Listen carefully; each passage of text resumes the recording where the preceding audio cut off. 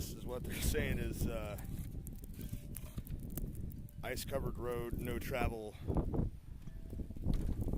I can see the wind being an issue, for sure.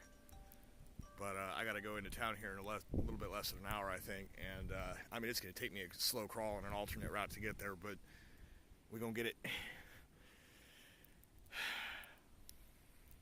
But supposedly over the next 12 hours, we're supposed to get 6 to 10 inches. And high winds and dropping temperatures. So I got to get a little more firewood and some milk, pick the stepson up. And then keep it lit here. That's pretty much it. As you can see. And that fire was based on the coals from last night's fire. We didn't actually need it temperature-wise. It was just a little cool. But I was like, I'm just going to make a fire.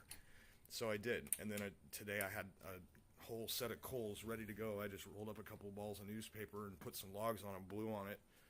And poof, we have fire. So...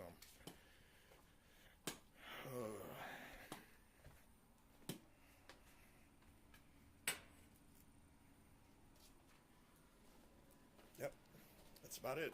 This is my first blizzard update before the storm has actually rolled in.